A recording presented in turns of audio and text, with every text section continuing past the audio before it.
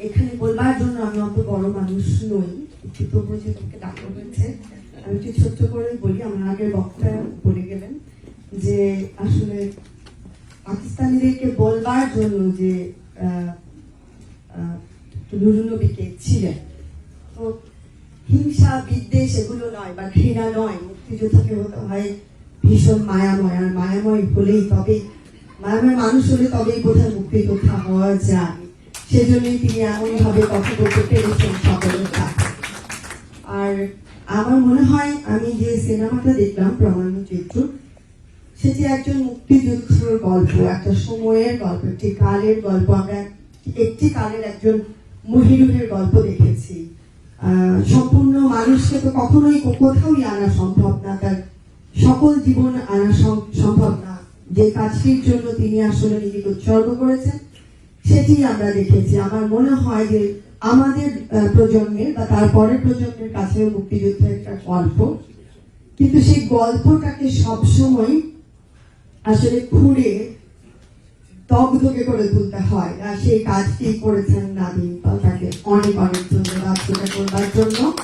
এবং আমি মনে করি যে আমার দেখতে একটু কোনো অসুবিধা হয় নাই, আমি একদম নন স্টপ, মানে সম্পূর্ণটা কোনো রকম চিন্তা ছাড়াই দেখেছি।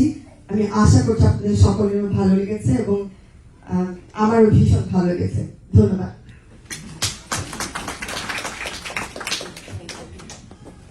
অনেক ধন্যবাদ রঞ্জন পাখি, খুব সুপরিচিত একজন অভিনেতা নিউ ইয়র্কের। Thank you. একজন বাংলাদেশ, একজন আজীবন মুক্তিযোদ্ধা ডক্টর নুরুন নবীর সামনে কিছু বলার দৃশ্যতা আমার এই মুহূর্তে নেই, আর এত বিজ্ঞজন আমার সামনে। আপনাদের সবাইকে শুভ সন্ধ্যা।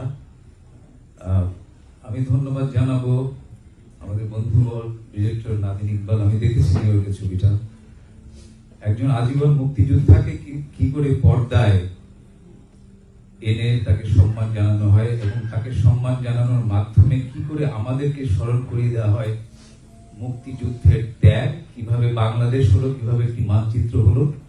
এই যে মনে করিয়ে দেওয়ার বিষয়টা আমাদের যেমন নতুন প্রজন্ম যারা আছে, এটা সাংঘাতিক একটা বড় কাজ। আমি সাধুবাদ জানাই যারা নির্মাণের সঙ্গে যুক্ত ছিলেন, আর আবারও শ্রদ্ধা জানাই আপনাকে।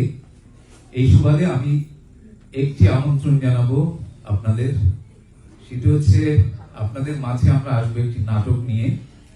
নাটকটির নাম হচ্ছে পেন্ডুলাম মঞ্চ নাটক। এটা লিখেছেন মাসুম রেজা, বাংলাদেশের এই সময়ের অন্যতম ভালো যে প্লেরাইট, উনি লিখেছেন আমাদের জন্য। নিউ ইয়র্কে আমরা এই নাটকটির ইতিমধ্যে 8টি শো করেছি। আমরা 9ম এবং 10ম শো করার জন্য মে মাসের 18 তারিখে